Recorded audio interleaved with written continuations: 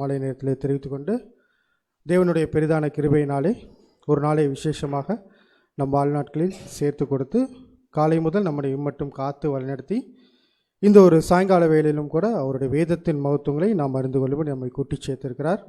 இந்த மேலான கிருபைக்காக கூட மீண்டும் பிதாவாகிய தேவனுக்கும் ஆண்டவராகிய இயேசு கிறிஸ்துவின் வழியாக துதியிலும் நன்றியிலும் எடுத்துக்கொள்கிறோம். சகோதரர் ஏற்கனவே அறிவித்த வண்ணமாக நாம் பார்க்கக்கூடிய ஒரு பாடத்தோட தலைப்பு ஆக்கில்லா மற்றும் பிரிஸ்கில்லா. இந்த ஒரு டைட்டில் நம்ம அநேக முறை என்ன பண்ணிக்கலாம்னு பார்த்தீங்கன்னா பார்த்த ஒரு சப்ஜெக்டாக இருக்கலாம். இன்றும் திரும்பவும் என்ன பண்ண போகிறோன்னு பார்த்தீங்கன்னா நம்ம ஆவிக்குரிய ஓட்டத்துக்கு பிரயோஜனமாக திரும்ப ஒரு டைம் என்ன பண்ணலான்னு பார்த்தோன்னா ரீகால் பண்ணிக்கலாம். ஏன் இவங்க இந்த ஒரு தம்பதின்னு தான் சொல்லணும் இல்லைங்களா, 2 பேர் ஹஸ்பண்ட் அண்ட் ஒய்ஃப். இவங்க பழைய ஏற்பாட்டு காலத்தில் வாழ்ந்த பரிசுத்தவான்களா இல்லை புதிய ஏற்பாட்டு காலத்தில் வாழ்ந்த பரிசுத்தவான்களா அப்படின்னா, இயேசு கிறிஸ்துவின் மரணத்துக்கு அப்புறம் இந்த ஒரு ஓட்டத்துக்குள்ளே வந்த ஒரு பேர் அப்படின்னு கூட சொல்லலாம். ஏன் பிரதர், நம்ம பழைய ஏற்பாட்டு காலத்தில் நிறைய பரிசுத்தவான்களுடைய வாழ்க்கை இருக்குல்ல, யார் யார் இருக்காங்க? ஆபிரகாம்லேருந்து எடுக்கலாம் இல்லைங்களா. ஆபிரகாம் இருக்கார், வேறு யாருங்க? எடுத்தோன்னே வரும் தாவீது, வேறு நோவா, மோசே. இது மாதிரி அநேக பரிசுத்தவான்களுடைய வாழ்க்கையை நம்ம என்ன பண்ணுறோன்னு பார்த்தீங்கன்னா நம்ம பாடமாக நமக்கு முன்னாடி என்ன பண்ணிக்கோன்னு பார்த்தீங்கன்னா வச்சுருக்கோம். அவங்களோட சாக்ரிஃபைஸ்க்கு நம்மளோட சாக்ரிஃபைஸை எடுத்து பக்கத்தில் வச்சு எவ்வளோ பர்சன்டேஜ் தான் இருக்குன்னு பார்த்தீங்கன்னா ரொம்ப கம்மியான ஒரு வாய்ப்பு தான். ஏன்னா அவங்க தன்னுடைய வாழ்க்கையை என்ன பண்ணிக்காங்கன்னு பார்த்தீங்கன்னா ஃபுல்லாக டெடிகேட் பண்ணி அந்த ஒரு வாழ்க்கைக்காக என்ன பண்ணிக்காங்க, அந்த ஒரு வாய்ப்புக்காக டோட்டல் லைஃப் என்ன பண்ணிக்காங்கன்னு பார்த்தீங்கன்னா விட்டு கொடுத்து வாழ்ந்த ஒரு பரிசுத்தவான்கள். அதை எபிரேயரில் பார்க்குறோம் இல்லைங்களா. ஆனால் அவங்க எல்லாத்தையும் சொல்லி முடிச்சுட்டு கடைசி எபிரேயர் ஆசிரியர் என்ன சொல்லுவாருங்க, நம்ம இல்லாமல் இவங்க பூர்ணராகாதபடிக்கு. அதை காட்டிலும் ஒரு மேலான வாய்ப்பு எவர் கொடுத்துருக்கான்னு பார்த்தீங்கன்னா நமக்கு கொடுத்துருக்காங்க. இந்த ஒரு 2 பேர் ஆக்கில்லா மற்றும் பிரிஸ்கில்லா எங்கே வாழ்ந்தாங்க அப்படின்னு பார்த்தீங்கன்னா முதலாம் சபையில் வாழ்ந்த ஒரு பரிசுத்தவான்கள்னு சொல்லலாம் இல்லைங்களா. இவங்க 2 பேருமே 2 பேர்த்தோட வாழ்க்கையுமே நம்ம அநேக முறை பார்த்துருக்கோம். ஒரு இசைந்த ஆத்துமாக்களாய் கடைசி வரைக்கும் தேவனுக்கு ஏற்ற ஒரு ஊழியம் செய்த ஒரு தம்பதிகள் அப்படின்னு சொல்லி பார்க்கலாம். இவங்களுடைய வாழ்க்கையை ஏன் நம்ம பார்க்கணும்? இந்த ஒரு பாயிண்ட் எனக்கு எப்போ தோணுச்சு அப்படின்னா, சகோதரர் பாடம் எடுத்துகிட்டு இருக்கிறப்போ, நிதின் பிரதர் பாடம் எடுத்துகிட்டு இருக்கிறப்போ அந்த ஸ்லைடில் ஒரு பேர் வந்துச்சு. அந்த பேர் வந்தப்போ நான் ஃபிக்ஸ் பண்ணிட்டு இந்த ஒரு சப்ஜெக்ட் தான் நம்ம அடுத்து தேவன் வாய்ப்பு கொடுத்தா எடுக்கலாம் அப்படின்னு சொல்லிட்டு அப்போ ஃபிக்ஸ் பண்ண சப்ஜெக்ட்டு அப்படின்னு கூட நான் தெரிவிச்சுக்கிறேன். சரி, ஓகே. இந்த ஒரு சப்ஜெக்ட் ஏன் நம்ம பார்க்கணும் அப்படின்னா, முதலாம் சபையில் அநேக விஷயங்கள் என்ன பண்ணிக்கான்னு பார்த்தீங்கன்னா இயேசு கிறிஸ்துக்கு அப்புறம் உடனே என்ன பண்ணணும்னு பார்த்தீங்கன்னா இம்ப்ளிமெண்ட் பண்ணக்கூடிய ஒரு சூழ்நிலை. உடனே பார்த்தீங்கன்னா இம்ப்ளிமெண்ட் பண்ண முடியுமானா கண்டிப்பாக பண்ண முடியாது. அநேக போராட்டங்களுக்கு அப்புறம் தான் என்ன பண்ணாங்கன்னு பார்த்தீங்கன்னா இந்த ஒரு விஷயத்தை, கிறிஸ்து அப்படிங்கிற விஷயத்தையே என்ன பண்ணாங்கன்னு பார்த்தீங்கன்னா போதிக்கக்கூடிய ஒரு சூழ்நிலை அங்கே இருந்துச்சு. அப்போ அவ்வளோ ஈஸியாக போதிச்சிருக்க முடியுமா அப்படின்னா கண்டிப்பாக என்ன போதிச்சிருக்க முடியாது. ஏன்னா பேதுரு எந்திரிச்சு பேசுகிறப்போ எத்தனை பேர் உள்ளே வராங்கன்னு பார்த்தீங்கன்னா ஒரு பெரிய ஒரு திரளான கூட்டம் என்ன பண்ணுறாங்கன்னு பார்த்தீங்கன்னா உள்ளே வராங்க. அப்போ வரைக்கும் அவங்களுக்கு என்ன தெரியலன்னு பார்த்தீங்கன்னா இயேசு கிறிஸ்து யாருன்னு தெரியல, அவரை பற்றின போதனைகள் என்னென்னு பார்த்தீங்கன்னா இல்லை. அதுக்கப்புறமாச்சு சொல்ல முடிஞ்சா ஈஸியாக அப்படின்னா என்ன பண்ண முடியல, அவ்வளோ ஈஸியால் என்ன பண்ண முடியலன்னு பார்த்தீங்கன்னா ஈஸியாக போய் சொல்ல முடியல.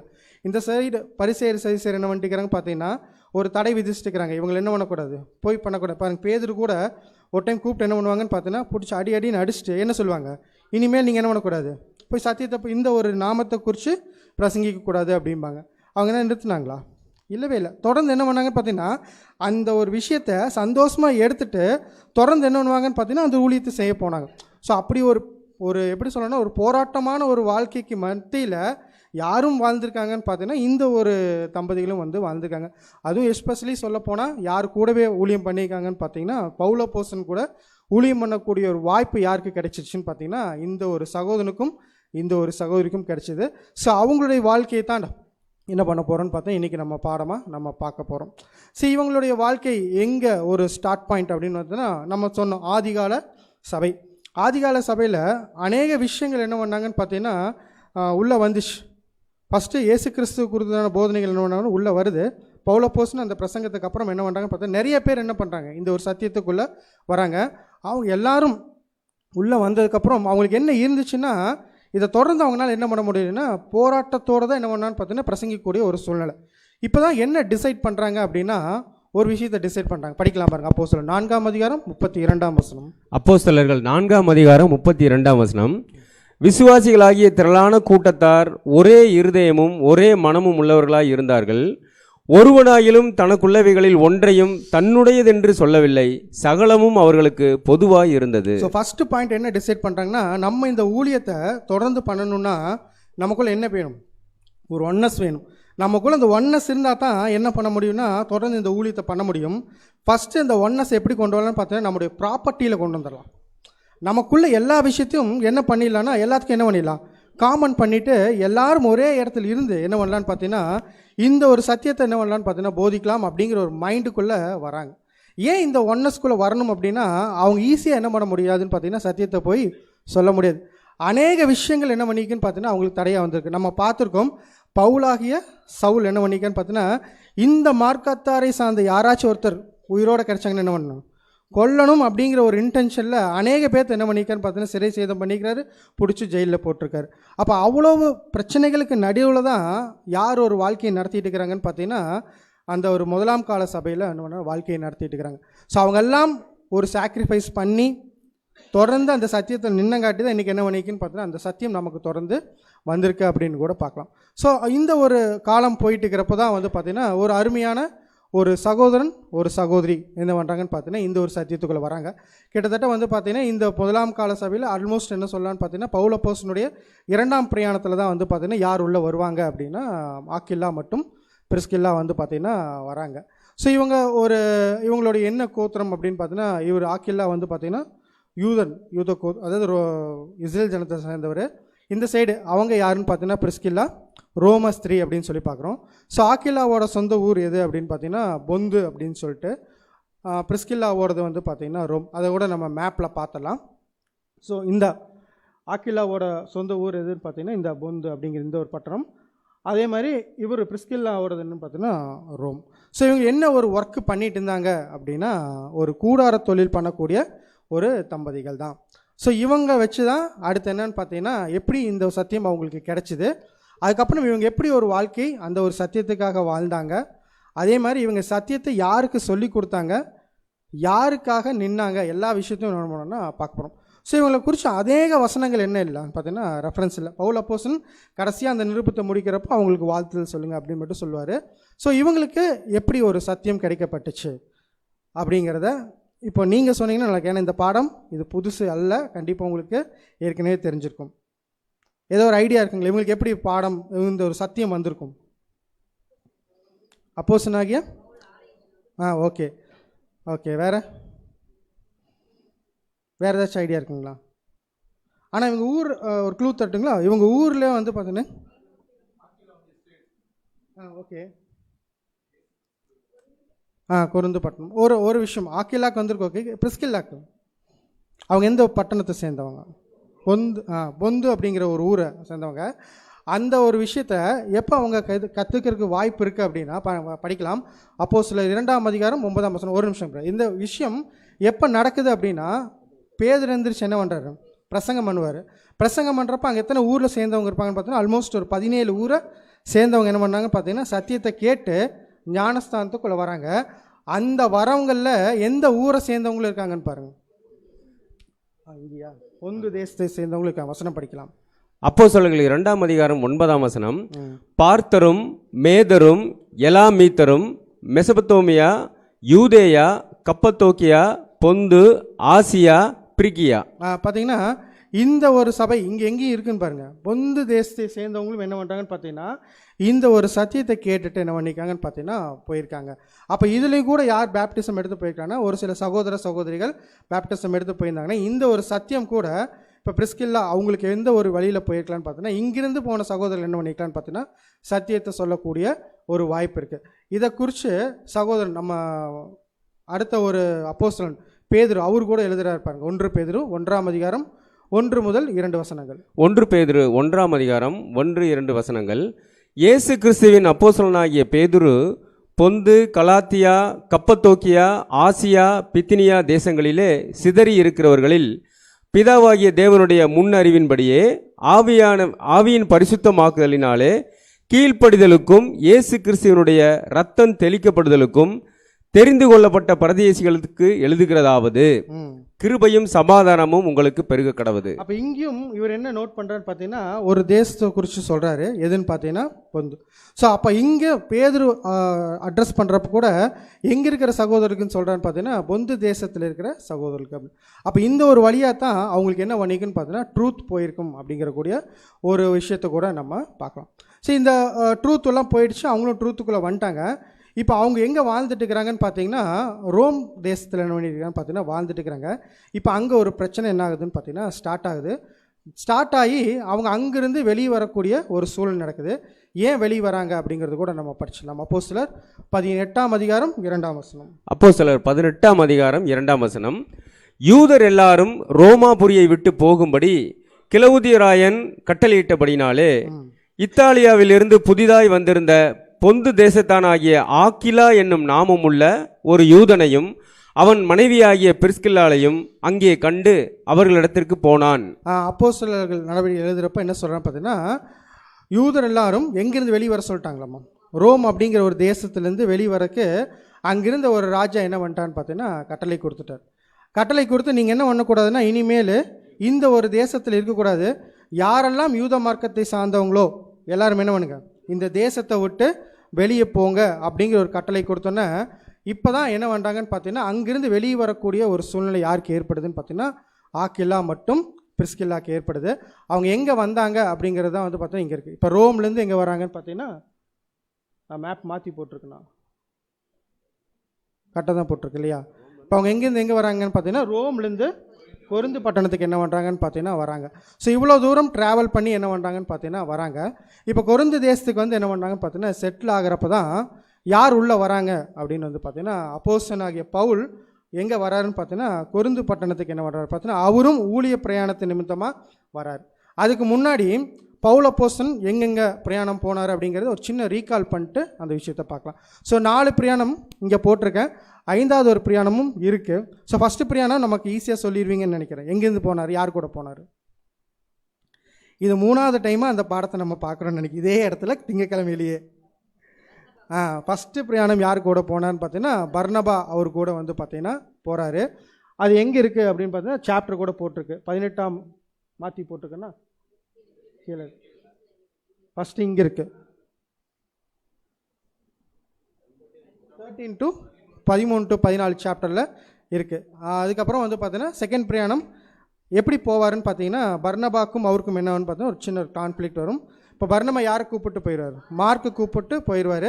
பியூர் யாரை கூப்பிட்டு போவார், ஷீலாவை கூப்பிட்டு போவார். கூட யார் ஜாயின் பண்ணுவாங்கன்னா தீமத்தை கூட என்ன பண்ணார் பார்த்தீங்கன்னா ஜாயின் பண்ணுவாங்க.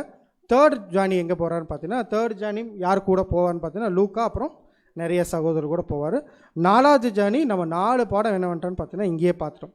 அப்போஸ்தலனாகிய பவுல் சிறையிருப்புக்காக எங்கே கொண்டு போக போகிறான்னு பார்த்தீங்கன்னா ரோம் போகிறப்போ வந்து பார்த்தீங்கன்னா பண்ணக்கூடிய ஒரு பிரயாணம் தான் 4வது பிரயாணம். 5வது பிரயாணம் கூட சகோதரர் இருக்கிறதா சொல்கிறாங்க, அது ஒரு ஆராய்ச்சிக்குரியதாக இருக்கிறங்காட்டி நான் இங்கே போடலை, சரிங்களா? சரி, இப்படி பவுல் அப்போஸ்தலன் போகிறப்போ எந்த ஒரு பட்டணத்துக்கு வரார் அப்படின்னு பார்த்தீங்கன்னா அப்போஸ்தலர் 18 அப்போஸ்தலர்கள் 18 அதன் பின்பு பவுல் அத்தேனே பட்டணத்தை விட்டு கொரிந்து பட்டணத்துக்கு வந்து பார்த்தீங்கன்னா இங்கே இப்போ தான் வரார் பவுல். 2ஆம் பிரயாணத்தில் அவர் எங்கே வரான்னு பார்த்தீங்கன்னா அத்தேனே பட்டணத்துலேருந்து எந்த பட்டணத்துக்கு வரார் அப்படின்னு பார்த்தீங்கன்னா கொரிந்து பட்டணத்துக்கு வரார். பாருங்கள், இதுதான் அத்தேனே பட்டணம். இங்கிருந்து எங்கே வராருன்னு பார்த்தீங்கன்னா கொரிந்து பட்டணத்துக்கு இங்கே வரார். இப்போ இங்கே கொரிந்து பட்டணத்தில் ஏற்கனவே யார் இருக்கிறாங்க, ஆக்கில்லாவும் பிரிஸ்கில்லாவும் என்ன பண்ணிட்டாங்கன்னு பார்த்தீங்கன்னா வந்துட்டாங்க. ஏன் வந்தாங்க அப்படின்னா அங்கே ரோமில் என்ன பண்ணால் ஒரு பிரச்சனை நிமித்தமாக என்ன சொல்லிட்டாங்கன்னு பார்த்தீங்கன்னா நீங்கள் என்ன பண்ணுங்க கிளம்பி போயிருங்க, யூதர் மார்க்கத்தை சார்ந்த யாரும் என்னங்கிறதுக்குன்னா இங்கே இருக்கக்கூடாது அப்படின்னு ஒரு கட்டளை கொடுத்ததுக்கப்புறம் அவங்க என்ன பண்ணிட்டாங்கன்னு பார்த்தீங்கன்னா அங்கேருந்து வந்து எங்கே உட்காடுறாங்கன்னு பார்த்தீங்கன்னா கொரிந்து பட்டணத்தில் வந்து ட்ரான்ஸ்ஃபர் ஆகிட்டாங்க. இப்போ அதே பட்டணத்துக்கு யாரும் போகிறாங்க அப்படின்னு பார்த்தீங்கன்னா பவுல் அப்போஸ்தலன் என்ன பண்ணுறான்னு பார்த்தீங்கன்னா போகிறாரு. இப்போ இவங்க 2 பேரும் போயாச்சு, பவுல் அப்போஸ்தலன் வந்தாச்சு. அடுத்த வசனம் படிக்கலாம். அப்போஸ்தலர் 18 3 முதல் 4 வசனம். அப்போஸ்தலர்கள் 18 3-4 வசனங்கள். அவர்கள் கூடாரம் பண்ணுகிற தொழிலாளிகளாய் இருந்தார்கள். தானும் அந்த தொழில் செய்கிறவன் ஆனபடினாலே அவர்களிடத்தில் தங்கி வேலை செய்து கொண்டு வந்தான். ஓய்வு நாள் தோறும் அவன் ஜெப ஆலயத்திலே சம்பாசனை பண்ணி யூதருக்கும் கிரேக்கருக்கும் புத்தி சொன்னான். பாருங்க, அங்கே வந்து இப்போ யாரும் உள்ளே வந்துட்டாங்கன்னு பார்த்தீங்கன்னா பவுல் அப்போஸ்தலன் வந்துட்டாரு. பவுல் அப்போஸ்தலன் வந்து யார் கூட ஜாயின் பண்ணுறாரு அப்படின்னு பார்த்தீங்கன்னா ஆக்கில்லா மற்றும் பிரிஸ்கில்லா. இவங்க ஜாயின் பண்ணுறதுக்கான ஒரு பாயிண்ட் என்னென்னு வந்து பார்த்தீங்கன்னா அவங்க 2 பேருக்கு என்ன தொழில், 2 பேருமே கூடார தொழில் பண்ணக்கூடியவங்க. ஸோ இப்போ இவங்க 2 பேருமே அந்த தொழில் நிமித்தமாக என்ன பண்ணுறாங்கன்னு பார்த்தீங்கன்னா ஃபஸ்ட்டு ஜாயின் ஆகுறாங்க. ஜாயின் பண்ண 2 பேரும் என்ன பண்ணுறாங்கன்னு பார்த்தீங்கன்னா ஓய்வு நாள் தோறும் என்ன பண்ணுறாங்களாம்மா, அவங்க ஜெப ஆலயத்தில் போய் சம்பாஷணை பண்ணி யூதருக்கும் கிரேக்கருக்கும் என்ன பண்ணுறாங்க, புத்தி சொன்னாங்க. ஸோ அதுக்கு முன்னாடி இப்போ இந்த மித்த இருக்கிற நாட்கள்லாம் என்ன பண்ணிட்டு இருப்பாங்க, வேலை செய்வாங்க, சாயந்தரமான என்ன பண்ணுவாங்க, சப்ஜெக்ட் பேசுவாங்க. இப்போ யாருக்கு ஒரு பெரிய சான்ஸ் அப்படின்னா ஆக்கில்லாக்கும் பிரிஸ்கில்லாக்கும் என்ன ஒரு சான்ஸ் அப்படின்னா, இவங்க கேட்ட சத்தியத்தில் ஒரு ஸ்டெப் என்ன பண்ணுறாங்க, மேலே போகிறக்கு யார்கிட்ட டேரெக்டாக சப்ஜெக்ட் கேட்குறாங்க அப்படின்னா பவுலப்போஸ்தலன் கிட்ட சப்ஜெக்ட் கேட்கு. பவுலப்போஸ்தலன் பார்த்தீங்கன்னா எத்தனை சபைகள் ஏற்படுத்தி இருக்கிறாரு, எத்தனை புக் எழுதிக்கிறாரு அப்படி கேட்டலாம். எத்தனை புக் எழுதிக்கிறாருன்னா ஆல்மோஸ்ட் என்னென்னா 13 புக்கு எழுதிக்கிறாரு. இந்த 13 புக்கும் ஒவ்வொரு சபைக்கு என்ன பண்ண பார்த்தீங்கன்னா எழுதக்கூடிய ஒரு. ஸோ அவ்வளவு போதனைகள் எழுதின ஒரு ஸ்காலர்கிட்ட யார் சப்ஜெக்ட் கேட்டுக்கிறாங்க, ஆக்கில்லாவும் பிரிஸ்கில்லாவும் என்ன பண்ணுறாங்கன்னு பார்த்தீங்கன்னா இங்கே வந்து சப்ஜெக்ட் கேட்டுக்கிறாங்க. ஸோ 2 பேருக்கும் இணைத்த ஒரே ஒரு விஷயம் என்னென்னு பார்த்தீங்கன்னா ஃபஸ்ட்டு அந்த கூடார தொழில். இப்போ இவங்க சப்ஜெக்ட் கேட்குறப்போ இவங்களுக்குள்ள என்ன ஆகுன்னு பார்த்தீங்கன்னா அந்த ஒரு டிரான்ஸ்ஃபர்மேஷன் என்ன பண்ணியிருக்கும், கண்டிப்பாக வந்திருக்கும். ஏன் ஃபஸ்ட்டு டிரான்ஸ்ஃபர்மேஷனுக்கு வரக்கு ஒரு ஃபஸ்ட்டு பாயிண்ட் என்னன்னா, இவங்க அந்த ஃபஸ்ட்டு சத்தியத்தை என்ன பண்ணியிருப்பாங்க, அக்செப்ட் பண்ணி அதுக்குள்ளே வந்து நடக்கணும் அப்படிங்கிற விஷயத்துக்குள்ளே பண்ணியிருக்கான்னு பார்த்தீங்கன்னா வந்திருக்கிறாங்க. ஸோ இங்கே எத்தனை நாள் இருந்தார் பவுல் அப்படின்னு பார்த்தீங்கன்னா ஆல்மோஸ்ட் எத்தனை நாள் பார்த்தீங்கன்னா 18 மாதங்கள் என்ன பண்ணியிருக்காங்கன்னு பார்த்தீங்கன்னா அங்கேயே இருந்திருக்காங்க. ஸோ 18 மாதம் யார் அதிகமாக சப்ஜெக்ட் கேட்டிருக்காங்க அப்படின்னா ஆக்கில்லாவும் பிரிஸ்கில்லாவும். ஸோ இவர் என்ன பண்ணுவார்னா காலையில் வேலை செய்வார், சாயந்தரமான என்ன போயிடுவார், சப்ஜெக்ட் பேச போயிடுவார். கூடவே யாரும் போயிடுவா, ஆக்கில்லாவும் பிரிஸ்கில்லாவும். அதே மாதிரி சண்டே ஒரு சப்ஜெக்ட் எடுக்க போகிறாரு அப்படின்னா அங்கேயும் யார் போய் உட்காந்துக்குவா, ஆக்கில்லாவும் பிரிஸ்கில்லாவும் என்ன பண்ணணும்னு பார்த்தீங்கன்னா சப்ஜெக்ட் எடுக்கிறதுக்கு அவங்களும் போய் உட்காந்து சப்ஜெக்ட் கேட்கறக்கு என்ன பண்ணணும்னு பார்த்தீங்கன்னா போய்க்கும். ஸோ இப்போ தேவனுடைய திட்டத்தில் ஒரு ஃபுல் பிளானும் யாருக்கு கிளியராக தெரிஞ்சிருக்கும் அப்படின்னா ஆக்கில்லாக்கும் தெரிஞ்சிருக்கும், பிரிஸ்கில்லாக்கும் தெரிஞ்சிருக்கும். எத்தனை மாதம் ஆல்மோஸ்ட் கூட இருந்திருக்காருன்னா 18 மாதம் என்ன பண்ணிக்கான்னு பார்த்தீங்கன்னா பவுலப்போஸ்தலன் கூடவே இருந்திருக்கிறாரு.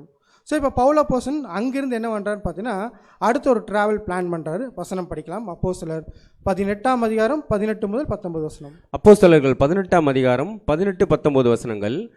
பவுல் அநேக நாள் அங்கே தரித்திருந்த பின்பு சகோதரரிடத்தில் உத்தரவு பெற்றுக்கொண்டு தனக்கு ஒரு பிரார்த்தனை உண்டாயிருந்தபடியினால் கெங்கிரேயா பட்டணத்தில் தலைச்சவரம் பண்ணிக்கொண்டு சீரியா தேசத்துக்கு போக கப்பல் ஏறினான்.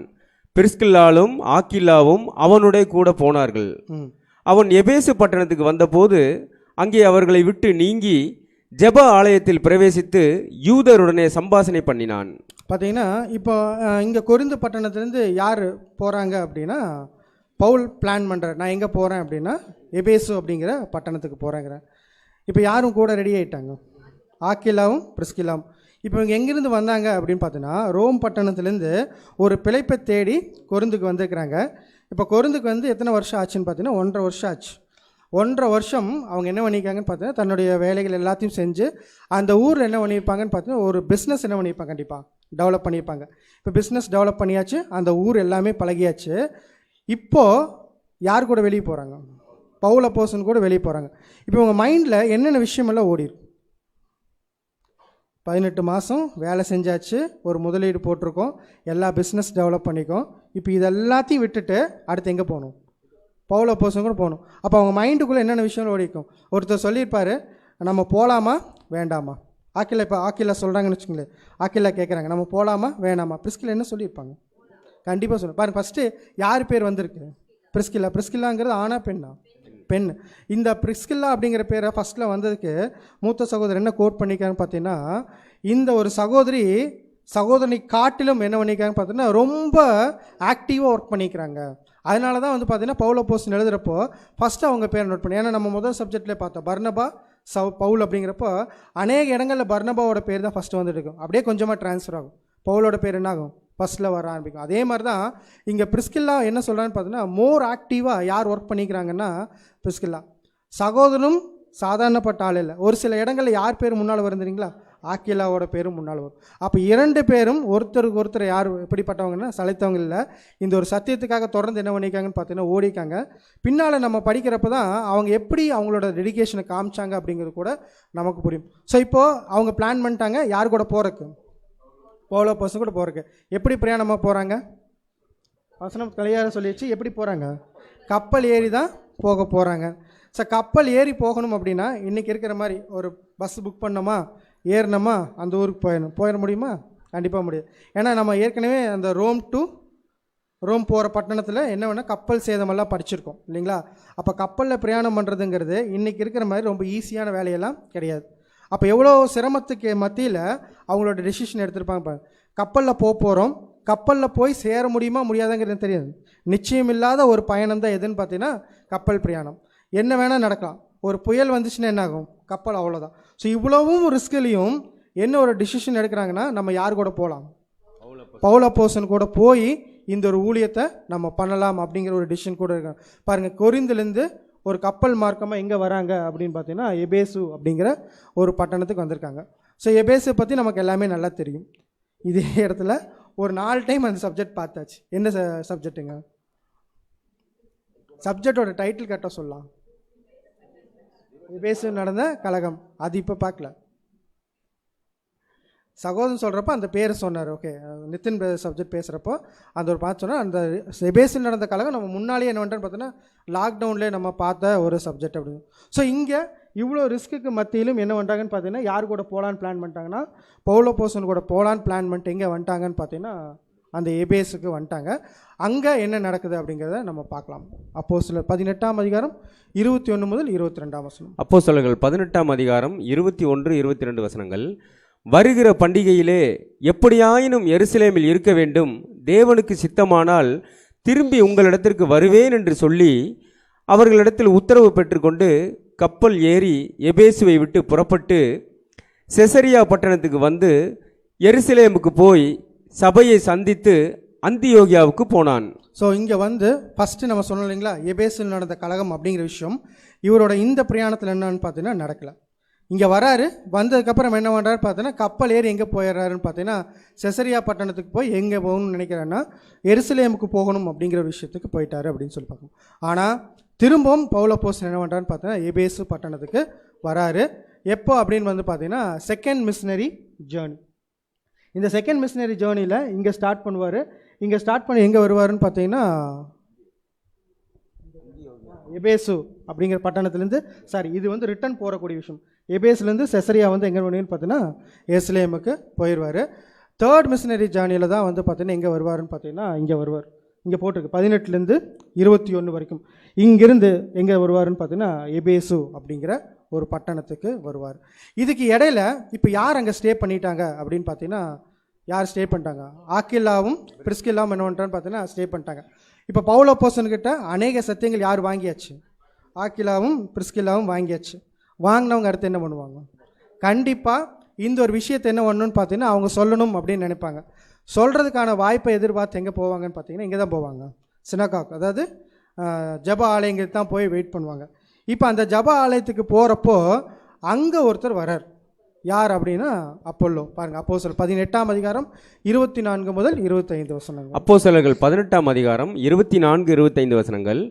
அப்பொழுது அலெக்சாந்திரியா பட்டணத்தில் பிறந்தவனும் சாதுரியவானும் வேதாகமங்களில் வல்லவனுமான அப்போல்லோ என்னும் பெயர் கொண்ட ஒரு யூதன் எபேசு பட்டணத்துக்கு வந்தான். அப்போல்லோ குறித்து இன்ட்ரடக்ஷன் கொடுக்குறப்ப எப்படி சொல்கிறான்னு பார்த்தீங்கன்னா, அலெக்சாந்திரியா பட்டணத்தில் பிறந்தவனும் சாதுரியவானும் வேதாகமங்களில் வல்லவன். அப்போ இவருக்கு என்ன தெரியும்னு பார்த்தீங்கன்னா, பைபிள் டாக்டரின்ஸ் எல்லாம் நம்ம ரொம்ப கிளியராக தெரிஞ்ச ஒருத்தர் தான் யாருன்னு பார்த்தீங்கன்னா அப்போல்லோ அப்படின்னு சொல்லி பார்க்குறோம். தொடர்ந்து படிங்க. அவன் கர்த்தருடைய மார்க்கத்திலே உபதேசிக்கப்பட்டு யோவான் கொடுத்த ஸ்தானத்தை மாத்திரம் அறிந்தவனாய் இருந்து ஆவியில் அனல் உள்ளவனாய் கர்த்தருக்கு அடுத்தவைகளை திட்டமாய் போதகம் பண்ணி கொண்டு வந்தான். இப்போ இவருக்கு என்ன ஒரு பிரச்சனை அப்படின்னா, இவருக்கு என்ன விஷயம் மட்டும்தான் தெரியும் அப்படின்னா, யோவான் ஸ்தானகன் கொடுத்த அந்த ஞானஸ்தானத்தை குறித்த நாலேஜ் மட்டும்தான் யாருக்கு இருக்குது அப்படின்னா அப்போல்லோக்கே இருக்குது. எதை குறித்தான விஷயம் தெரியாது அப்படின்னு வந்து பார்த்தீங்கன்னா, இயேசு கிறிஸ்து கொடுத்த அந்த ஞானஸ்தானத்தை குறித்ததான விஷயங்கள் யாருக்கு தெரியல அப்படின்னா அப்போல்லோவுக்கு தெரியல. பாருங்கள், தேவன் கரெக்டாக கொண்டு வர்றார் யார் அப்படின்னு பார்த்தீங்கன்னா அப்போல்லோவை எங்கே கூப்பிட்டு வர்றான்னு பார்த்தீங்கன்னா கொரிந்து பட்டணத்துக்கு, எபேசு பட்டணத்துக்கு கூப்பிட்டு வர்றாரு. இப்போ எபேஸில் யார் இருக்கிறாங்க? ஆக்கில்லா பிரிஸ்கில்லா இருக்காங்க. இப்போ அவங்க இவர் போய் போதகம் பண்ணுவார். இப்போ எங்கே தான் போய் ப்ரீச் பண்ணுவார் அப்படின்னா வேதாகம், அதாவது ஜப ஆலயங்களில் தான் போய் என்ன பண்ணுவார்னா ப்ரீச் பண்ணுவார். இப்போ அங்கே யாரும் போகிறாங்க அப்படின்னா ஆக்கில்லாவும் பிரிஸ்கில்லாவும் போகிறாங்க. தொடர்ந்து வசனம் படிக்கலாம். அப்போஸ்தலர்கள் 18ஆம் அதிகாரம் 26, 27 வசனங்கள். அவன் ஜெப ஆலயத்தில் தைரியமாய் பேசத் தொடங்கின போது ஆக்கில்லாவும் பிரிஸ்கில்லாலும் அவன் பேசுகிறதை கேட்டு அவனை சேர்த்து கொண்டு தேவனுடைய மார்க்கத்தை அதிக திட்டமாய் அவனுக்கு விவரித்து காண்பித்தார்கள். பின்பு அவன் அகாயா நாட்டிற்கு போக வேண்டும் என்று இருக்கையில் சீசர்கள் அவனை ஏற்றுக்கொள்ளும்படி சகோதரர் அவர்களுக்கு எழுதினார்கள். ஸோ இங்கே வந்து பார்த்தீங்கன்னா இவர் சொல்கிறதெல்லாம் கேட்டுகிட்டே இருக்கிறாங்க. ஜெப ஆலயத்தில் உட்காந்து யார் சொல்கிறத கேட்டுட்டு இருக்கிறாங்கன்னா அப்பல்லோ சொல்கிறதெல்லாம் என்ன பண்ணுறாங்கன்னா கேட்டுக்கிறாங்க. இப்போ இவங்களுக்கு இப்போ தான் புரியுது இவருக்கு என்ன மட்டும்தான் தெரிஞ்சிருக்கு அப்படின்னா யோவான் ஸ்தானம் கொடுத்த ஞானஸ்தானத்தை குறித்த காரியங்கள் மட்டும்தான் தெரிஞ்சிருக்கு அப்படின்னு சொல்லிட்டு அதுக்கடுத்து அவரை கூப்பிட்டு என்ன சொல்லி கொடுக்குறாங்க அப்படின்னா, இப்போ மாதிரி இயேசு கிறிஸ்துன்னு ஒருத்தர் இருக்கிறாரு, அவர் கொடுத்த ஞானஸ்தானத்தை வாங்கினணும். பெந்தைகோஸ்து நாளில் நடந்த விஷயங்கள் எல்லாத்தையும் என்ன பண்ணுறாங்கன்னு பார்த்தீங்கன்னா கிளியராக என்ன பண்ணுறாங்கன்னு பார்த்தீங்கன்னா சொல்லி கொடுக்குறாங்க. இப்போ சொல்லி கொடுத்து அங்கேருந்து எங்கே போவார் தெரியுங்களா? அடுத்த ஒரு தேசத்துக்கு எங்கேன்னு பார்த்தீங்கன்னா கொரிந்து பட்டணத்துக்கு போவார். ஃபஸ்ட்டு பாருங்கள், இவரை குறித்து பைபிள் சொல்கிறப்ப எப்படி சொல்லியிருக்குன்னா பயங்கர ஸ்காலர்னு சொல்லியிருக்கு. இப்போ இவருக்கு ஒரு சப்ஜெக்ட் எடுக்கணும் அப்படின்னா அந்த சப்ஜெக்டோட டீப்பு யாருக்கு இருந்திருக்கணும்? எடுக்கிறவங்களுக்கு இருந்திருக்கணும். அப்போ எடுக்கிறவங்களுக்கு இருந்தால் தான் அவர் கேட்குற கேள்விக்கு என்ன பதில் சொல்லணும், பதில் சொல்லி அவரை காம்ப்ரமைஸ் பண்ண முடியும். ஏன்னா அவர் ஏற்கனவே என்ன ஒரு ஸ்காலர் அப்படின்னு சொல்லியிருக்கு. அப்போ அந்த ஸ்காலருக்கு ஒரு சப்ஜெக்ட் எடுக்கிற அளவுக்கு மெச்சூரிட்டி யாருக்குள்ளே இருந்திருக்கு? ஆக்கிலாக்கும் இருந்திருக்கு, பிரிஸ்கில்லாக்கும் இருந்திருக்கு. ஆனால் இவங்க அந்த சொல்லி கொடுக்கறது மட்டும் இல்லை, ப்ராக்டிக்கல்லையும் காமிச்சிருக்காங்க. அது பின்னால் நம்ம பார்க்க போகிறோம். ஸோ இப்போ அப்பல்லோக்கு என்ன பண்ணுறாங்கன்னு பார்த்தீங்கன்னா அந்த ஒரு விஷயத்த சொல்லி கொடுத்தாச்சு. இப்போ அவர் எங்கே கிளம்பி போகிறார் அப்படின்னு பார்த்தீங்கன்னா அங்கேருந்து கொரிந்து தேசத்துக்கு என்ன பண்ணுறாருன்னு பார்த்தீங்கன்னா கிளம்பி போகிறார். கொரிந்து தேசத்துக்கு போய் என்ன பண்ணுவார்னு பார்த்தீங்கன்னா அங்கே இருக்கிற சகோதரருக்கு என்ன பண்ணுவார், சப்ஜெக்ட் எடுப்பார். சப்ஜெக்ட் எடுத்ததுக்கப்புறம் தான் அங்கே ஒரு பிரச்சனை ஸ்டார்ட் ஆகும். என்ன ஸ்டார்ட் ஆகும் அப்படின்னா 2 குரூப்பாக பிரிஞ்சிருவாங்க. நான் யாரை சேர்ந்தவன், அப்பல்லோ சேர்ந்தவன் என்றும் பவுலை சேர்ந்தவன் என்றும். அப்போ இங்கே பாருங்கள், பவுலப்போஸ்தலன் போய் சப்ஜெக்ட் எடுத்துகிட்டு வந்த இடத்துக்கு இப்போ யார் போயிருக்கிறா? அப்பல்லோ போயிருக்கிறாரு. இப்போ அப்பல்லோ போய் என்ன பண்ணுறாரு, அவருடைய சப்ஜெக்ட் எடுக்கிறாரு.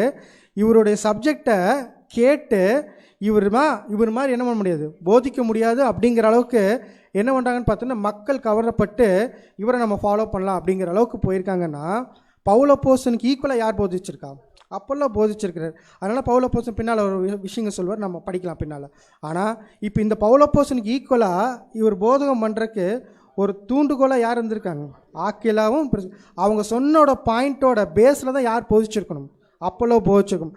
அப்போ அப்பல்லோ போதிக்கிற அளவுக்கு யார் சொல்லி கொடுத்துருக்காங்க? ஆக்கிலாவும் பிரிஸ்கில்லாவும் என்ன பண்ணிங்கன்னா சொல்லி கொடுத்துருக்காங்க.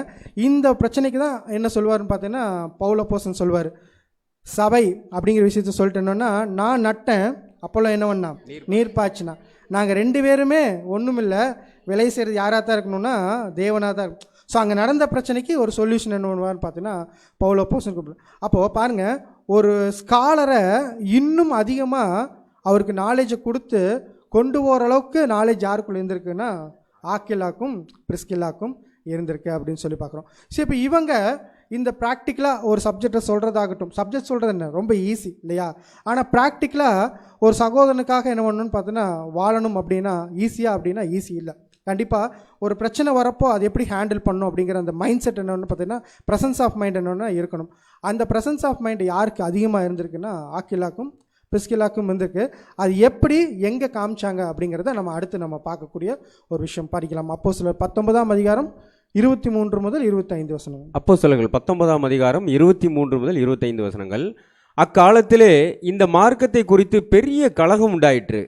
எப்படி என்றால், தெமேத்திரியு என்னும் பெயர் கொண்ட ஒரு தட்டான் தியானாளின் கோவிலை போல் வெள்ளியினால் சிறிய கோவில்களை செய்து தொழிலாளிகளுக்கு மிகுந்த ஆதாயம் வருவித்து கொண்டிருந்தான்.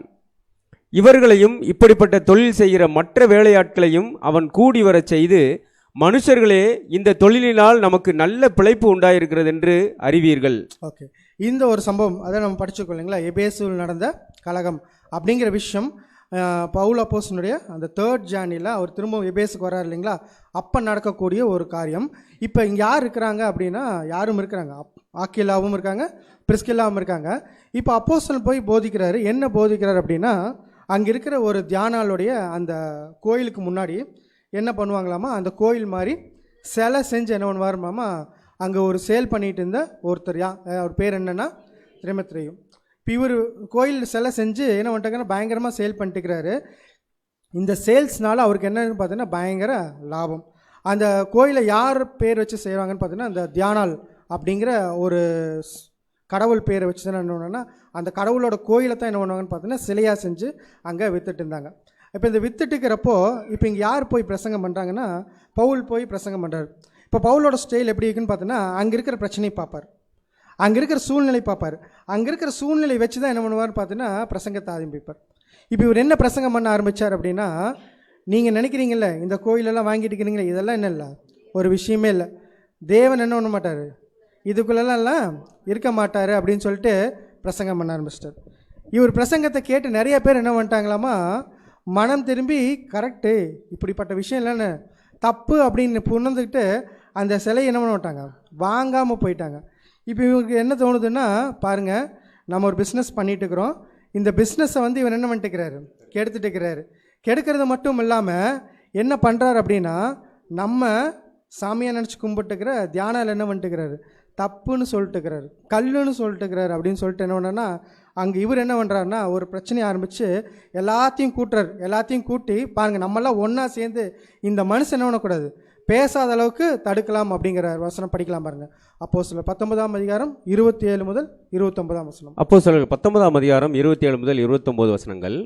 இதனால் நம்முடைய தொழில் அற்று போகும்படியான அபாயம் நேரிட்டிருக்கிறதும் அல்லாமல் மகா தேவியாகிய தியானாளுடைய கோவில் எண்ணமற்று போகிறதற்கும் ஆசியா முழுமையும் பூச்சக்கரமும் சேவிக்கிற அவளுடைய மகத்துவம் அழிந்து போகிறதுக்கும் ஏதுவாய் இருக்கிறது என்றான். அவர்கள் இதை கேட்டு கோபத்தால் நிறைந்து எபேசியருடைய தியானாலே பெரியவள் என்று சத்தமிட்டார்கள். இவர் சொல்கிற வரைக்கும் அவங்களுக்கு புரியல. இப்போ என்ன புரிஞ்சிச்சுன்னா, நம்ம பண்ணுறது என்னது தப்பு அப்படின்னு புரிஞ்சுட்டு, ஆமாம் நம்ம கடவுள் தான் என்னென்ன ரொம்ப பெரியவங்க அப்படின்னு சொல்லிட்டு சத்தம் போட ஆரம்பித்து என்ன பண்ணுறாங்கன்னு பார்த்தீங்கன்னா ஒரு கலகத்தை ஆரம்பிச்சிட்டாங்க. ஸோ கலங்கத்தை ஆரம்பித்து என்ன பண்ணுறாங்கன்னு பார்த்தீங்கன்னா அங்கே ஒரு பெரிய ஒரு பிரச்சனை என்ன ஆகுதுன்னு பார்த்தீங்கன்னா போயிட்டுருக்கு. இப்போ இந்த பிரச்சனைக்குள்ளே யாரும் இருக்கிறாங்க அப்படின்னா பவுலப்போஸ்தலனும் இருக்காங்க, மித்த சீஷர்களும் என்ன பண்ணுறாங்கன்னு பார்த்தீங்கன்னா கூட இருக்கிறாங்க. இப்போ இந்த பிரச்சனையில் இப்போ யாரை தேடுறாங்கன்னா, பிரசங்கம் பண்ண யாரை தேடி இருக்கிறாங்க, பவுலை தேடி இருக்கிறாங்க. இப்போ பவுலை உள்ளே போக விடாமல் என்ன பண்ணிட்டுருக்காங்கன்னு பார்த்தீங்கன்னா சீஷர்கள் ஸ்டாப் பண்ணிட்டுருக்காங்க. வசனம் படிக்கலாம் பாருங்கள். அப்போஸ்தலர் 18ஆம் அதிகாரம் 30 முதல் 31ஆம் வசனம். அப்போஸ்தலர்கள் 18ஆம் அதிகாரம் 30-31 வசனங்கள். பவுல் கூட்டத்துக்குள்ளே போக மனதாக இருந்தபோது சீசர்கள் அவனை போக விடவில்லை. இங்கே பாருங்க என்ன சொல்லியிருக்கிறாங்கன்னா, இங்கே உள்ளே போகணும்னு நினைக்கிறாரு, ஆனால் யார் விடலை, சீஷர்கள் விடலை. ஏன் விடலை அப்படின்னா, நாங்கள் அடி வாங்கினா கூட பரவாயில்ல, நீங்கள் என்ன பண்ணக்கூடாது, போகக்கூடாது. ஏன்னா உங்களால் இன்னும் அதிகமான சத்தியங்கள் என்ன பண்ணணும்னா போதிக்கப்படணும் அப்படின்னு சொல்லிட்டு யாரை தடுத்துட்டாங்க அப்படின்னா பவுலப்போஸ்தலனை தடுத்துட்டு, அதுக்கடுத்து ஆசிய நாட்டு தலைவரில் அவனுக்கு சிநேகிதராய் இருந்த சிலரும் அவனிடத்திற்கு ஆள் அனுப்பி அரங்கசாலைக்குள் போக வேண்டாம் என்று எச்சரித்தார். இப்போ ஒரு பெரிய அந்த ஒரு அரங்கசாலைக்குள்ள என்ன பெரிய பிரச்சனை போயிட்டு இருக்குது. உள்ளே போனீங்கன்னா என்ன பண்ணுவாங்கன்னு பார்த்தீங்கன்னா உங்களுக்கு உயிரோட வரமாட்டாங்க. கண்டிப்பாக நீங்கள் என்ன பண்ணக்கூடாது, உள்ளே போகக்கூடாது அப்படின்னு. இப்போ இங்கே சீசர்கள் போட்டிருக்குல்ல, இப்போ இந்த யாரெல்லாம் போனால் ஆக்கிலாம் இருக்காங்க, பிஸ்கெல்லாம் எப்படி கன்ஃபார்ம் பண்ணலாம், அந்த ஊரில் தான் இருக்கிறாங்க, அங்கே போனாங்களே இல்லைன்னு எப்படி தெரியும், அங்கே பேர் இல்லையே. சரி கன்ஃபார்ம் பண்ணலாங்களா, பின்னாடி நம்ம கன்ஃபார்ம் பண்ணலாம். பாருங்கள் இந்த ஒரு பிரச்சனை, இந்த பிரச்சனைக்குள்ளே யாரும் இருக்காங்கன்னு பார்த்து பவுலப்போஸ்தலன் போகாமல் இருக்கிறதுக்கு யார் தடுத்துட்டு இருக்கிறாங்கன்னா சீஷர்கள் தடுத்துட்டு இருக்கிறாங்க. அதுக்கு ஒரே ரீசன், இதுக்கப்புறம் சத்தியம் உங்களால் என்ன பண்ணணும்னா அதிகமாக போகணும். அதை தான் வந்து கொரிந்தியருக்கு எழுதுகிறப்ப எப்படி சொல்லுவார்னா, பாரு நான் ஒரு பிரச்சனையில் இருந்தேன், அந்த பிரச்சனை எப்படிப்பட்டது அப்படின்னா, நான் எபேசுவிலே என்ன மாதிரியான மிருகத்து கூட இருந்தேங்கன்னா துஷ்ட மிருகங்களோட என்ன பண்ண போறேன். ஏன் இங்கே துஷ்ட மிருகம் சொல்கிறாங்கன்னா, அவங்களை ஒரு கொலை செய்யறதுக்கு என்ன பண்ணிக்கிறாங்க, தேடிக்கிறாங்க. சத்தியத்தை வந்து பேச விடாமல் என்ன பண்ணிக்காங்கன்னு பார்த்தீங்கன்னா தடுத்துருக்காங்க. அதனால் என்னென்னா அந்த துஷ்ட மிருகம் கூட நான் எங்கே போராடிட்டு இருந்தேன்னா எபேசில் போராடிட்டு இருந்தேன் அப்படின்னு சொல்லிட்டு அடுத்து அவருடைய எபிஸ்தல், அதாவது அவருடைய நிருபங்கள் எழுதுகிறப்போ கொரிந்தியருக்கு எழுதுறாரு இல்லைங்களா, கொரிந்தியருக்கு எழுதுகிறப்போ தான் அங்கே சொல்கிறார் பாருங்க. அப்போ கொரிந்தியர் 16ஆம் அதிகாரம் 19ஆம் வசனம். 1 கொரிந்தியர் 16ஆம் அதிகாரம் 19வது வசனம். ஆசிய நாட்டில் உள்ள சபையார் உங்களை வாழ்த்துகிறார்கள். ஆக்கில்லாவும் பிரிஸ்கில்லாலும் தங்கள் வீட்டிலே கூடுகிற சபையோடும் கூட கர்த்தருக்குள் உங்களை மிகவும் வாழ்த்துகிறார்கள். அதுக்கப்புறம் என்னென்னா கொரிந்துக்கு போயிட்டு ஒரு லெட்டர் எழுதுகிறப்போ இங்கே யாரை நினச்சிக்கிறார் அப்படின்னா ஆக்கில்லாவும் பிரிஸ்கில்லாவுக்கும் என்ன பண்ணுறேன்னு பார்த்தோன்னா வாழ்த்துதல் சொல்லுகிறேன் அப்படிங்கிறார். ஏன் இங்கே கொரிந்துக்கு போனதுக்கப்புறம் இவங்க 2 பேர்த்த மட்டும் சொல்லணும் அப்படின்னா, இவங்க மனசில் நிற்கிற மாதிரி ஏதோ ஒரு விஷயத்தை என்ன பண்ணியிருக்காங்க. அதனால தான் என்ன சொல்கிறாருன்னா கொரிந்தியருக்கு எழுதுகிறப்போ இந்த சகோதரனுக்கும் சகோதரிக்கும் என்ன பண்ணுங்க, வாழ்த்துதல் சொல்லுங்கள் அப்படின்னு சொல்லிட்டு கடைசியாக அவர் இந்த ரோமருக்கு எழுதுகிறப்ப தான் வந்து பார்த்தீங்கன்னா அதை ரிவீல் பண்ணுறாரு. வசனம் படிக்கலாம் பாருங்கள். ரோமர் 16ஆம் அதிகாரம் 3 முதல் 5 வசனங்கள். ரோமர் 16ஆம் அதிகாரம் 3 முதல் 5 வசனங்கள்.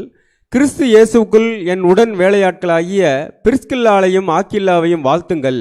இங்கேயும் எப்படி ஸ்டார்ட் பண்ணுறேன்னா, கிறிஸ்து இயேசுக்குள் என் உடன் வேலையாட்கள், நான் எப்படியெல்லாம் வேலை செய்யணும்னு நினச்சினோ என் கூடவே இருந்து எல்லா வேலைகளையும் பார்த்துக்கிட்ட ஆக்கில்லாக்கும் பிரிஸ்கில்லாக்கும் ஆக்கில்லாக்கும் என்ன பண்ணாங்கன்னா வாழ்த்துதல் அப்படின்னு சொல்லிட்டு, அவர்கள் என் பிராணனுக்காக தங்கள் கழுத்தை கொடுத்தவர்கள். அவர்களை பற்றி நான் மாத்திரமல்ல, புறஜாதியாரில் உண்டான சபையார் எல்லாரும் நன்றி அறிதல் உள்ளவர்களாய் இருக்கிறார்கள். அவர்களுடைய வீட்டிலே கூடி வருகிற சபையையும் வாழ்த்துங்கள். அகாயாவிலே கிறிஸ்துவுக்கு முதற் பலனாகிய என் பிரியமான எப்பெண்ணத்தை வாழ்த்துங்கள். என்னன்னா 4வது வசனத்தை முக்கியமாக பார்த்தோம்னா, என் பிராணனுக்காக தங்கள் கழுத்தை கொடுத்தவர்கள். இந்த வசனத்தை எப்படி புரிஞ்சுக்கலாம்? நான் சாக வேண்டியது, என்னை தள்ளிட்டு நாங்கள் சாகிறோன்னு முன்னால் வந்தவங்க. அதனால தான் வந்து பார்த்தீங்கன்னா கொரிந்துக்கு எழுதுகிறப்போ ஃபஸ்ட் அந்த அவங்க பேரை சொல்லுவார். அதுக்கப்புறம் என்னென்னா, நான் சாக வேண்டியது, இந்த சாக வேண்டிய இடம் எது அப்படின்னா சகோதரர் சொல்கிறாருப்பாங்க, இங்கே இருக்கும் ரியாட்டட் எபேசிஸ் தேர் ஓன் நெக்ஸ் அப்படிங்கிறதுக்கு விளக்கம் எப்படி கொடுத்துருப்பாருன்னா, ரியாட்டட் தி எபேசஸ். எபேஸில் நடந்த கழகத்தில் தான் அவங்க என்ன பண்ணாங்கன்னா, நான் சாக வேண்டிய இடத்துல என்ன சொன்னாங்கன்னா, அவங்க போய் சாகிறேங்கிற அளவுக்கு என்ன பண்ணுறாங்கன்னு பார்த்தீங்கன்னா முன்னால் நின்னாங்க. ஸோ பாருங்கள், அவங்க சத்தியம் சொல்கிறது மட்டும் இல்லை, அதை ப்ராக்டிக்கலாக ஒரு இடத்துல ஒரு சகோதரனுக்கு ஒரு பிரச்சனை வரப்போ, அதுவும் முக்கியமாக பவுலப்போசன் மாதிரி ஒரு சகோதரனுக்கு பிரச்சனை வரப்போ, அவங்க 2 பேரும் என்ன பண்ணிக்காங்கன்னா, நாங்கள் சாகிறோம், அவருக்கு என்ன பண்ணுங்க விடுவிச்சிடுங்க அளவுக்கு டெடிகேஷன் என்ன பண்ணியிருக்காங்கன்னு பார்த்தீங்கன்னா காமிச்ச ஒரு தம்பதி இல்லைங்களா. 2 பேர்த்தில் யாராச்சும் ஒருத்தர் இல்லை போக வேணான்னு சொல்லியிருந்து என்ன இருக்கும், முடிஞ்சு. அப்போ 2 பேருமே இசைந்த ஆத்துமாக்களை யாருக்காக உயிரை கொடுக்க ரெடியாக இருக்காங்கன்னு பார்த்தீங்கன்னா பவுலப்போஸ்தலனுக்கு உயிரை கொடுக்க ரெடி. அதனால தான் வந்து பார்த்தீங்கன்னா கடைசியாக அவர் எழுதுகிற லெட்டர் தீமோத்தேயுல கூட அவங்க பேர் என்ன ஒன்று பார்த்தீங்கன்னா கொடுத்துருப்பார், பிரிஸ்கில்லாக்கும் ஆக்கில்லாவுக்கும் ஒனேசிம் படிச்சுங்க. 2 தீமோத்தேயு 4:19 பிரிஸ்கில்லாவுக்கும் ஆக்கில்லாவுக்கும் ஒனேசிப்போரின் வீட்டாருக்கும் என் வாழ்த்துதலை சொல்லு. கிளியராக சொல்கிறார். இப்போ இங்கே கடைசியாக அவர் லெட்டர் எழுதுறப்ப கூட யாரும் மறக்கலை அப்படின்னா பிரிஸ்கில்லாவும் மறக்கல, ஆக்கில்லாம். ஒரு மனுஷனுடைய இருதயத்தில் அவங்க கடைசி வரைக்கும் இருக்கிறாங்க அப்படின்னா அவங்களோட டெடிகேஷன் அவர் எப்படி பார்த்துருக்கான்னு பார்த்தீங்கன்னா, நான் போய் சாக வேண்டிய இடத்துல அவங்க என்ன பண்ணியிருக்காங்க, உயிரை கொடுக்கறக்கு ரெடியாக இருந்திருக்காங்க அப்படின்னு. ஸோ பிரிஸ்கில்லாவும் ஆக்கில்லாவும் தன்னுடைய வாழ்க்கையில் ஆரம்பத்தில் எப்போ சத்தியம் கிடைச்சதோ அப்போ இருந்து அந்த ஒரு என்ன சொல்லியிருக்காங்க, அந்த சத்தியத்தில் ஊன்று நின்னதாகட்டும், சத்தியத்தை போதிச்சதாகட்டும், சத்தியத்துக்காக உயிரை கொடுக்க துணிஞ்சதாகட்டும், எல்லாத்துலேயும் 2 பேரும் எப்படி தான் இருந்திருக்காங்கன்னு பார்த்தீங்கன்னா ஒன்றா இருந்து என்ன பண்ணியிருக்காங்கன்னு பார்த்தீங்கன்னா இந்த ஒரு ஊழியத்தை செஞ்சு முடிச்சிருக்காங்க. ஸோ இவ்வளோ தான் வந்து பார்த்தீங்கன்னா ஆக்கில்லாக்கும் பிரிஸ்கில்லாக்கும் நடந்த அந்த விஷயங்கள், அதுவும் பைபிளில் கொடுக்கப்பட்ட விஷயங்கள் இவ்வளோ தான் இருக்குது. ஸோ இதில் நமக்கு என்ன ஒரு பாடம், சப்ஜெக்ட் சீக்கிரத்தில் முடிஞ்சிருக்கு, கவலைப்படாதீங்க, சின்ன ஒரு பாடம் தான். சரி, ஃபஸ்ட்டு இந்த ஒரு பார்த்தோம் இல்லையா, பார்த்த விஷயத்தில் ஃபஸ்ட்டு நம்ம எதை எடுக்கலாம், நீங்கள் சொன்னீங்க கரெக்டாக இருக்கும். நான் ஒரு விஷயத்தை போட்டிருக்கேன், நீங்கள் எந்த விஷயத்தை சொல்கிறீங்கன்னு பார்க்கலாம். இந்த பார்த்த ஒரு சரித்திரத்தை இப்போ பார்த்தோம் இல்லைங்களா, உங்களோட வாழ்க்கையை பார்த்தோம். எல்லாத்தையும் விட்டுட்டு பவுல் முன்னாடி போனது டெடிகேஷன், அதைத்தான் நானும் போட்டிருக்கேன்னு. ஒன்னஸ் பின்னால் வருது, அது முன்னால் டெடிகேஷன் நம்ம போட்டிருக்கு. ஸோ டெடிகேஷன் எப்படின்னு பார்த்தீங்கன்னா பாருங்கள், இந்த இடத்துல அவங்களுடைய பிழைப்பு எல்லாமே என்னாச்சுன்னு பார்த்தீங்கன்னா 18 மாதம் ரெடி ஆயிடுச்சு. ஆல்மோஸ்ட் என்னென்னா 18 மாதம் ஒரு பிஸ்னஸ் க்ரோ ஆகிடுச்சுன்னா அதுக்கப்புறம் என்னென்னு பார்த்தீங்கன்னா நின்று வேலை செஞ்சால் போதும், என்ன பண்ணிடலாம், பிஸ்னஸை நடத்திடலாம். அவ்வளோ தூரம் பிஸ்னஸ் போகிறப்ப கூட அவங்க என்ன பண்ணல, அந்த விஷயத்தை பார்க்கல. எல்லாத்தையும் விட்டுட்டு யார் பின்னால் போக ரெடி ஆகிட்டாங்க, அப்போஸ்தலனாகிய பவுல் பின்னால் போகிறதுக்கு என்ன பண்ணிட்டாங்கன்னு பார்த்தீங்கன்னா ரெடி ஆகிட்டாங்க. இது அப்படியே நமக்கு அப்ளை பண்ணி பார்ப்போம். ஏன்னா முதலாம் கால சபைக்கும் கடைசி சபைக்கும் என்ன இருக்குது, ஒரு பேரலல் இருக்குது. நேற்று கூட சகோதரன் சப்ஜெக்டில் கூட சொன்னார் இல்லைங்களா. அப்போ 2க்கும் பேரலல் இருக்குன்னா இப்போ நம்மளுடைய ரெடினஸை அப்படியே பார்த்துக்கலாம், அந்த டெடிகேஷனை அப்படியே நம்ம கம்பேர் பண்ணிக்கலாம். இதை வந்து பார்த்திங்கன்னா இந்த சகோதரன் ஒரு ஏ சகோதரன் இப்படி இருக்கிறாரு இவர் மாறணும் அப்படிங்கிறது இல்லை, ஒரு பி சகோதரன் இப்படி இருக்கிறாரு இவர் மாறணும் அப்படிங்கிறது. நாமளே என்ன பண்ணலான்னு பார்த்தீங்கன்னா இந்த ஒரு பாயிண்ட்டை வச்சுட்டு அவங்களோட பாயிண்ட் எடுத்து வைக்கலாம். இது 2 கம்பேர் பண்ணலாம். நம்மளோட டெடிகேஷன் எந்த அளவுக்கு இன்னும் அப்கிரேட் பண்ணும். ஒருவேளை இந்த டெடிகேஷனில் நீங்கள் 100% இருக்கீங்க அப்படின்னா ஒன்றே ஒன்று மட்டும் தெரிஞ்சுக்கோங்க, தொடர்ந்து என்ன பண்ணணும்னு பார்த்தா இப்போ மட்டும் இல்லை, தொடர்ந்து என்ன பண்ணணும், இதே 100% நீங்கள் கொடுக்கணும் அப்படிங்கிற ஒரு விஷயத்தை கூட நீங்கள் மைண்டில் வச்சுக்கோங்க. அப்போ அந்த டெடிகேஷன் அவங்களுடைய லைஃப்பில் எந்த அளவுக்கு காமிச்சிருக்காங்கன்னா தங்களுடைய வாழ்க்கையில் ஒரு வருமானம் அங்கே போனால் அந்த தேசம் எப்படி இருக்குன்னு தெரியாது, அந்த தேசத்தில் எப்படி ஒரு சூழ்நிலை இருக்குன்னு தெரியாது, காசு கிடைக்குமா, வியாபாரம் இருக்குமா, எதுவுமே தெரியாது. யார் பின்னால் போக ரெடி ஆகிட்டாங்க? அப்போஸ்தலனாகிய பவுல் பின்னால் போக ரெடி ஆகிட்டாங்க. இப்போ நமக்கும் ஒரு வாய்ப்பு சப்போஸ் கொடுக்கப்படுது, இங்கிருந்து ஒரு இடத்துக்கு போகணும் அப்படின்னா நம்மளோட ரெடினஸை நம்ம என்ன பண்ணிக்கலாம்னு பார்த்தீங்கன்னா செக் பண்ணிக்கலாம். நம்மளோட மைண்ட் என்ன பண்ணிக்கலாம்னு பார்த்தீங்கன்னா ப்ரிப்பேர் பண்ணிக்கலாம். ஒருவேளை தேவனுக்காக ஊழியம் செய்ய ஒரு வாய்ப்பு கிடைக்குது அப்படின்னா நம்மளும் இதே ஒரு மாதிரி என்ன ஒன்றுனா ஒரு ரெடினஸ்ல இருந்து இந்த ஒரு சத்தியத்தை போய் பிரசங்கிக்கணும் அப்படிங்கிற ஃபர்ஸ்ட் விஷயம். அடுத்து என்னன்னு பார்த்தீங்கன்னா ஸ்பீக்கிங் ட்ரூத் இன் லவ். இவங்க போய் சும்மா அப்பல்லோ கிட்ட சப்ஜெக்ட் சொன்னால் கேட்டிருப்பாரா? கண்டிப்பாக என்ன பண்ண மாட்டார், கேட்டிருக்க மாட்டார். ஏன்னா அவர் யாருன்னு பார்த்தீங்கன்னா ஃபஸ்ட் அப்பல்லோவோட கேரக்டர் பாருங்கள். இவர் யார்? அதாவது ஸ்காலர். இப்போ இவங்க வந்து சப்ஜெக்ட் சொல்கிறாங்க, யார் கேட்டுக்கிட்டா? அப்பல்லோ கேட்டுக்கிட்டார். ஒருவேளை எனக்கு எல்லாம் தெரியும் நீங்கள் ஏன் சொல்கிறீங்க அப்படின்னு கேட்டிருந்தாருன்னா கொரிந்து பட்டணத்துக்கு போய் ஒரு புரோச்சிக்க முடியுமா? தொடர்ந்து அதாவது பவுலோப்போஸ்னுக்கு ஈக்குவலாக யார் பேசப்பட்டிருக்காரு? அப்பல்லோ பேசப்பட்டிருக்காரு. அப்படின்னா அந்த அதாவது எப்படி சொல்லலான்னு பார்த்தீங்கன்னா ஒருத்தருக்குள்ளே சத்தியம் அதிகமாக போகுதுன்னு வச்சுக்கோங்களேன், அவங்க காமிக்கக்கூடிய ஃபஸ்ட்டு கேரக்டர் என்னவாக தான் இருக்கும் தெரியுங்களா? தாழ்மை. எல்லா விதத்திலும் என்ன காமிப்பாங்கன்னா தாழ்மை. எதுனாலும் சரி ஃபஸ்ட் என்ன பண்ணுவாங்கன்னா அக்செப்ட் பண்ணுவாங்க. அக்செப்ட் பண்ணிட்டு இது தேவனால் கொடுக்கக்கூடிய விஷயம்னு சொல்லிட்டு பார்த்துட்டு அதுக்கப்புறம் என்ன பண்ணாங்கன்னா அது சத்தியத்தின் பிரகாரம் இருக்குதா ஏற்றுக்குவாங்க. அந்த மைண்டு யாருக்கு இருக்கோ அவங்க தான் என்ன பண்ண முடியும்னா தொடர்ந்து இந்த ஊழியத்தில் என்ன பண்ணால் ஓட முடியும். அது அப்பல்லோவோட கேரக்டர். இப்போ இவங்களோட கேரக்டரும் ஆக்கில்லாக்கும் பிரிஸ்கில்லாக்கும் போய் இந்த சகோதரன்கிட்ட எப்படி ஸ்டார்ட் பண்ணியிருப்பாங்க? என்ன பிரதர் பேசுகிறீங்க நீங்கள் சப்ஜெக்ட்டு, இப்படியெல்லாம் பேசலாமா, உங்களுக்கு இந்த விஷயமே தெரியல, தப்பாக பேசிட்டு இருக்கிறீங்க, இப்படியே பேசியிருப்பாங்க? அப்படி பேசிக்க மாட்டாங்க. ஃபஸ்ட்டு அவங்க கூப்பிட்டு என்ன பண்ணியிருப்பாங்கன்னா கம்ஃபர்ட் பண்ணியிருப்பாங்க. நீங்கள் என்ன பண்ணியிருக்கீங்க, சத்தியத்தை இவ்வளோ தூரம் கேட்டிருக்கீங்க, பேசியிருக்கீங்க, இதெல்லாம் நீங்கள் அருமையாக என்ன பண்ணீங்கன்னு பார்த்தீங்கன்னா சொல்லியிருக்கீங்க. இந்த விஷயத்து கூட இதை ஆட் பண்ணிக்கிங்க. எதை ஆட் பண்ணணுன்னா இயேசு கிறிஸ்து கொடுத்த அந்த ஞானஸ்தானத்தை குறித்து என்ன பண்ணணும், உங்களுக்கு தெரியல, இது இப்படி இருக்குது, இப்படி தெரிஞ்சுக்கிங்க. இப்போ அப்போல்லாம் என்ன பண்ணியிருப்பார், கரெக்டாக அக்செப்ட் பண்ணியிருப்பார். அப்போ அந்த அன்போடு கூட என்ன பண்ணியிருக்காங்கன்னு பார்த்தீங்கன்னா சத்தியத்தை கொண்டு போயிருக்காங்க. இப்போ நீதி இம்பார்ட்டண்ட்டு தான், அன்பு எப்படி இம்பார்ட்டண்ட் இல்லையா அப்படின்னா அன்பு என்ன தான் இம்பார்ட்டன்ட். பாருங்கள், ஆதாம் ஏவாள் ஃபஸ்ட்டு தேவன் எதை அப்ளை பண்ணார்? நீதி அப்ளை பண்ணார். தண்டனை கொடுத்தாச்சு. தண்டனை கொடுத்ததுக்கப்புறம் என்ன கொடுத்தாரு? அன்பு கொடுத்தார். திரும்பவும் ரீஸ்டோர் பண்ணுறதுக்கு என்ன கொடுத்தாருன்னு பார்த்தீங்கன்னா ஒரு வாய்ப்பை கொடுத்தார். ஸோ அதே மாதிரி தான் நீதி இம்பார்ட்டண்ட், அது கூட எதுவும் வேணும் அப்படின்னா அன்பும் வேணும்.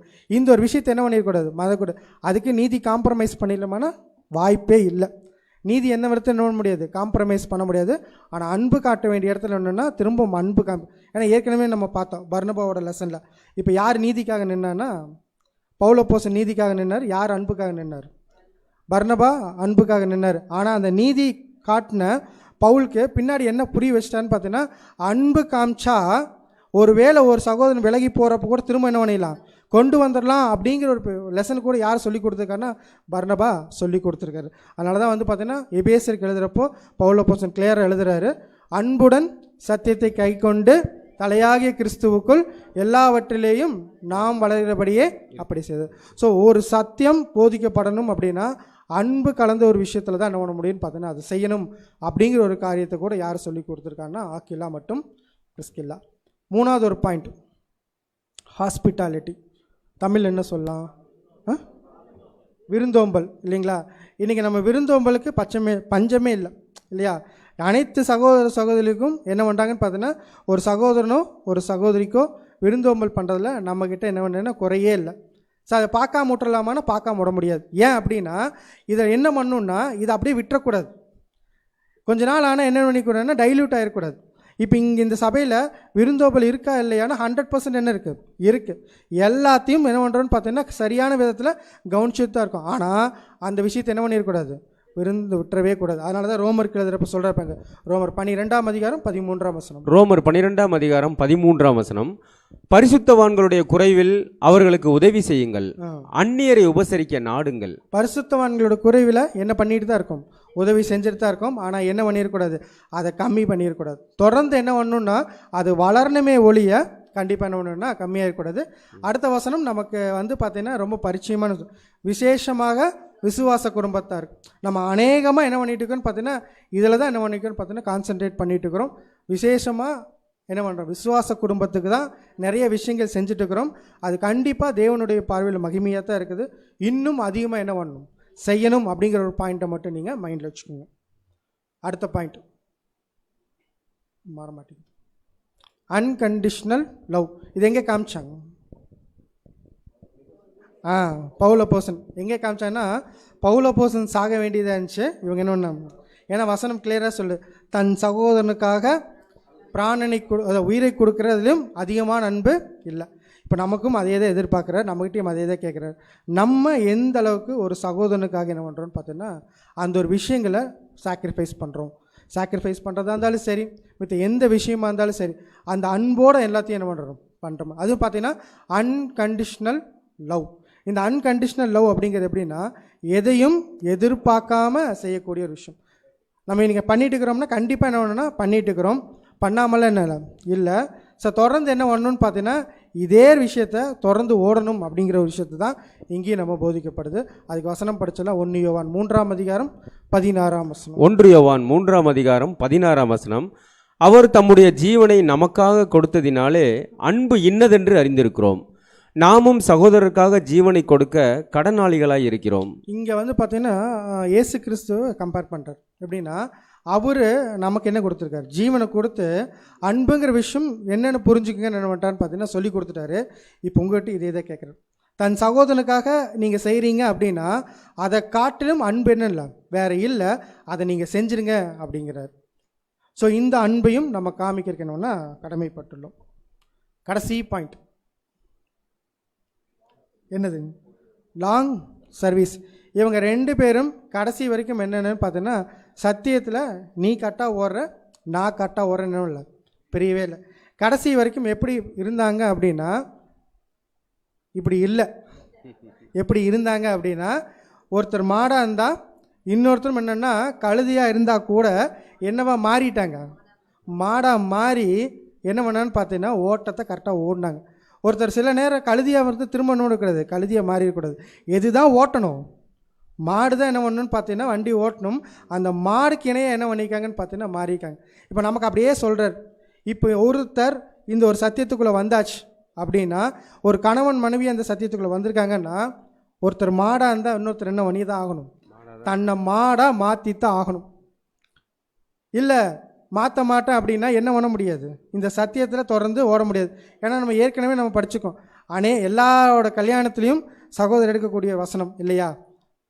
எப்படி ஸ்டார்ட் ஆகும்? அப்படி இருக்க வேணா படிச்சிடலாமா?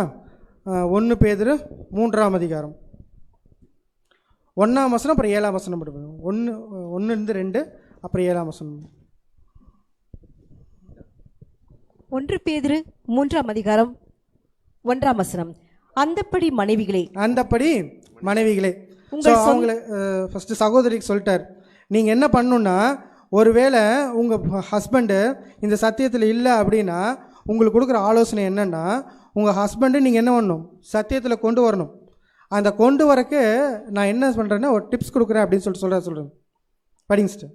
உங்கள் சொந்த புருஷர்களுக்கு கீழ்ப்படிந்திருங்கள். நீங்கள் ஃபஸ்ட்டு செய்ய வேண்டிய முதல் காரியம் என்னென்னா, உங்களுடைய கீழ்ப்படுதலை நீங்கள் காமிங்க. அடுத்து, அப்பொழுது அவர்களில் யாராவது திருவசனத்திற்கு கீழ்ப்படியாதவர்களாய் இருந்தால் பயபக்தியோடு கூடிய உங்கள் கற்புள்ள நடக்கையை அவர்கள் பார்த்து போதனையின்றி மனைவிகளின் நடக்கையினாலே ஆதாயப்படுத்திக் கொள்ளப்படுவார்கள்.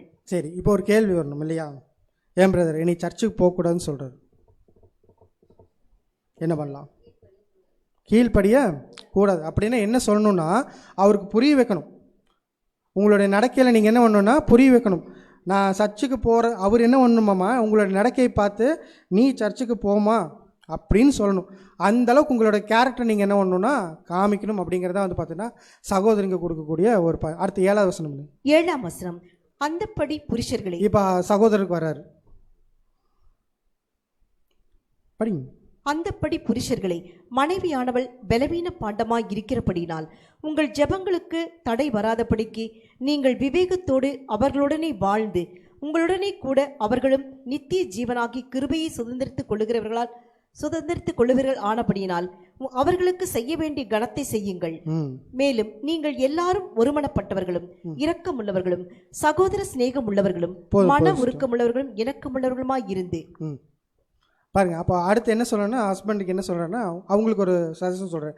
நீங்கள் என்ன பண்ணுங்கன்னா, கரெக்டான விதத்தில் உங்கள் மனைவிகளுக்கு அந்த ஒரு கணத்தை கொடுக்குறப்போ அவங்க என்ன பண்ணுவாங்கன்னா ரியலைஸ் பண்ணுவாங்க, என்ன தான் இருந்தாலும் என் ஹஸ்பண்ட் என்ன பண்ணலைன்னா என்னை விட்டு கொடுக்கறது இல்லை அப்படிங்கிற புரிஞ்சுக்கிட்டு என்ன பண்ணுவாங்களாமா, நீங்கள் பேசுகிறத கேட்க ஆரம்பிப்பாங்க. ஒருவேளை நீங்கள் எல்லா விதத்துலையும் அவர் திட்டிகிட்டே இருக்கிறீங்கன்னு வச்சுக்கோங்களேன், என்ன ஆகாது. ஸோ உங்களுடைய குணலட்சணம் தான் ரெண்டு பேர்த்துக்கும், உங்களுடைய குணலட்சணம் தான் எதுவாக மாற்றும் அப்படின்னா, நீங்கள் மாடாக இருக்கிறப்போ அவங்க கழுதியாக இருந்தாங்கன்னா அவங்களை என்னவா மாற்றும், மாடாக மாற்றும். அப்போ ஒருவேளை இந்த பூட்டினது கடைசி வரைக்கும் இப்படியே ஓட முடியுமா, ஓட முடியாது. அப்போ என்ன தான் பண்ணி ஆகணும்னா அடுத்த ஒரு கழுதியை என்ன தான் மாற்றி ஆகணும், மாடாக மாற்றுறதுக்கான முயற்சிகள் எடுங்க. ஒருவேளை தேவன் அவங்களுக்கு வாய்ப்பு கொடுத்துருந்தா என்ன ஆகும்னு பார்த்தீங்கன்னா அவங்களும் இந்த வாய்ப்புக்குள்ளே வருவாங்க. ஒருவேளை ரெண்டு பேருமே பைபிள் ஸ்டூடெண்ட், இப்போ என்ன பண்ணலாம், இது வாய்ப்பு இப்படி இருக்கிறப்ப இப்போ ரெண்டு பேருமே பைபிள் ஸ்டூடெண்ட் என்ன பண்ணலாம், ஏன்னா இது ரொம்ப முக்கியமான பாயிண்ட் இல்லையா? இன்னும் ஒருத்தரும் பதிலே சொல்ல மாட்டேங்கிறீங்க. கடைசி வரைக்கும் ஒரு சகோதரன் ஒரு சகோதரிக்கு என்ன பண்ணணும்னு பார்த்தீங்கன்னா எல்லா விஷயத்திலும் விட்டு கொடுத்து போகணும். பாருங்கள், ஒரு சகோதரன் ஊழியர் நிமித்தமாக வெளியே போகிறார் அப்படின்னா அவங்களுக்கு தேவையானதில் கரெக்டாக என்ன பண்ணணும்னு பார்த்தீங்கன்னா ஒன்று, ஒருவேளை அவங்க ஊழியத்துக்கு வெளியே போகிறப்ப என்ன நீங்கள் வாரம் வெளியே போயிட்டே இருக்கிறீங்க இப்படி சொல்லலாமா? ஏன்னா இது யார் கொடுக்குற வாய்ப்பு, தேவன் கொடுக்குற வாய்ப்பு. இப்போ தேவன் கொடுக்குற வாய்ப்பை அந்த சகோதரன் கரெக்டாக யூட்டிலைஸ் பண்ணுறதுக்கு நீங்கள் என்ன பண்ணணுன்னா அதிகமாக என்ன பண்ணணுமாமா, பூஸ்ட் பண்ணி இன்னும் அதிகமாக அவர் என்ன பண்ணணும், ஊழியத்தில் ஓடுறதுக்கு என்ன பண்ணணுமாமா, அவரை இன்னும் பெட்டராக நகர்த்தணும் அப்படிங்கிறத பார்த்தீங்கன்னா. அப்போ நீங்கள் என்னவா மாறிக்கணும்னா ரெண்டுமே தேவன் என்ன பண்ணிட்டான்னு பார்த்தீங்கன்னா உங்களுக்கு கொடுத்துட்டார் வாய்ப்பு. ரெண்டுமே மாடாக என்ன பண்ணிட்டுக்குன்னு பார்த்தீங்கன்னா ஓடிட்டு இருக்குது. நீங்கள் எந்த விதத்தையும் என்னவா மாறிடக்கூடாது, கழுதியாக மாறிடக்கூடாது. அப்படி ஒரு வேளை மாறிட்டிங்கன்னா அந்த சகோதரனுக்கோ ஒரு சகோதரிக்கோ என்ன ஆயிரும், சரியாக ஓட முடியாத ஒரு சூழ்நிலை வந்துடும். அதனால் இந்த ஒரு விஷயத்தை நீங்கள் என்னென்னா மைண்டில் வச்சுங்க. இதை அவங்களுடைய பாயிண்டில் நம்ம எடுத்துக்கூடிய ஒரு விஷயம். அப்போ கண்டிப்பாக தொடர்ந்து ஒரு சகோதரனும் ஒரு சகோதரியும் இந்த ஒரு வாய்ப்புக்குள்ளே வந்ததோட நோக்கம் என்னவா தான் இருக்குன்னு பார்த்தீங்கன்னா ரெண்டு பேரும் என்னவா போய் முடியணும், சபையாக போய் முடியணும். அப்போ அந்த ரெண்டு பேரும் சபையாக போய் முடிக்கணும்னா ரெண்டு பேருக்கும் கொடுக்கப்பட்ட வாய்ப்பில் அவங்க என்னென்னா அந்த சாக்ரிஃபைஸ் என்ன பண்ணணும், காமிச்சிட்டே இருக்கணும். எங்கே சகோதரன் காமிக்கணும் அங்கே சகோதரன் காமிக்கணும், எங்கே அந்த சகோதரி காமிக்கணும் அங்கே சகோதரி காமிக்கணும். ரெண்டு பேரும் இசைந்த ஆத்துமாக்களாய் ஒரே மாதிரி ஓடுனா மட்டும்தான் ரெண்டு பேரும் எங்கே போய் சேர முடியும்னா இந்த ஒரு வாய்ப்புக்குள்ளே அந்த லக்கை என்ன பண்ண முடியும், போய் சேர முடியும். அப்படிங்கிறத பார்த்தீங்கன்னா கடைசியாக அவங்களுடைய லைஃப்பில் நம்ம பார்த்த பாயிண்ட். ஸோ இப்போ இந்த பார்த்த 5 பாயிண்ட்டும் எல்லாத்துக்கும் அப்ளை ஆகுமா அப்படின்னா பாருங்கள், ஒரு சகோதரன் இருக்கிறாரு 5 பாயிண்ட்லையும் எப்படி இருப்பார்னு பார்த்தீங்கன்னா பெட்டராக இருப்பார்.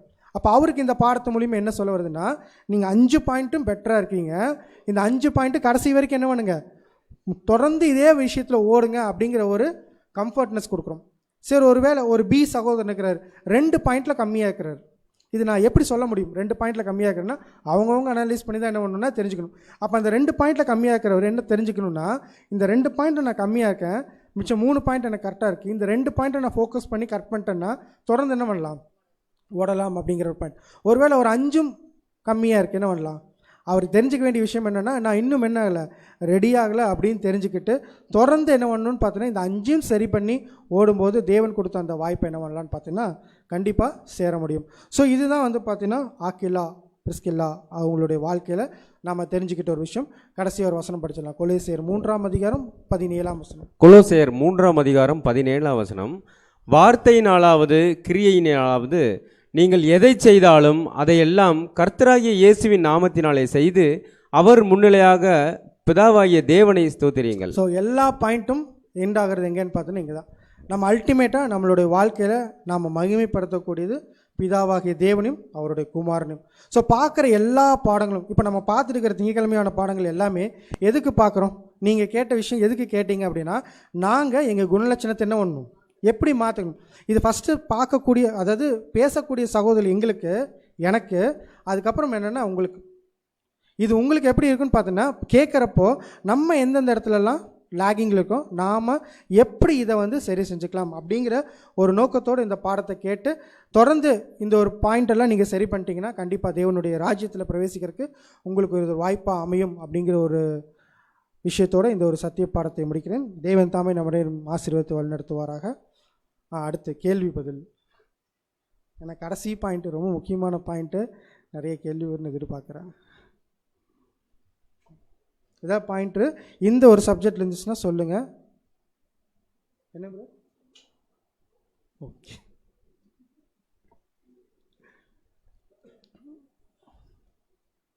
சகோதரர் ரெடியாகிறாரு. இந்தா சொல்லலாம், நான் 2 minutes வெயிட் பண்ணுறேன். இல்லைன்னு சொல்லிட்டீங்கன்னா கீழே இறங்கிடலாம். ஓகே. தேவன் தாமே நம்ம நேரம் ஆசீர்வதித்து வழிநடத்துவாராக.